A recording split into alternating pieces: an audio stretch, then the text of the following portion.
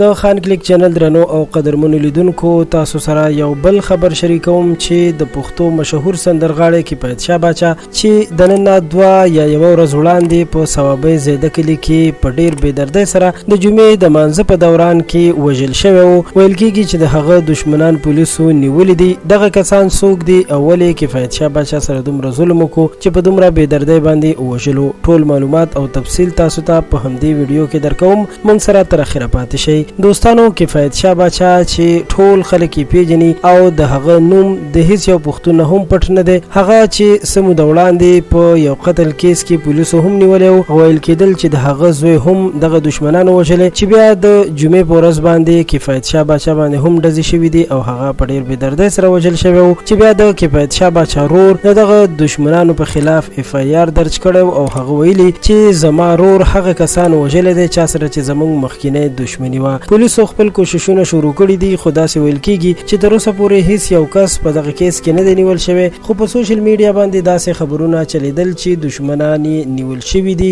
خو موږ چې څومره هم معلومات وکړل او د هغه ځای نږدې کسانو سره مرابطې وکړې، نو ویل یې چې تر اوسه پورې د کفایت شاه باچا هیڅ دشمن نه دی نیول شوی. چې کله هم د کفایت شاه باچا اصلي دشمنانو نیول شي، نو بیا به په سوشل میډیا باندې دغه خبره ټولو خلکو ته ښکاره شي. تر اوسه پورې دا خبر تر همدې ځایه غوښتل مو چې تاسو خبر کو چې تر اوسه پورې داسې څه معلومات مخې ته نه دي راغلي. ډیره مننه کوم چې تاسو د خان کلیک چینل دا ویډیو تر اخره وکتله. زموږ چینل خامخا سبسکرایب کړئ. تر بیا مو په لوی الله سپارم.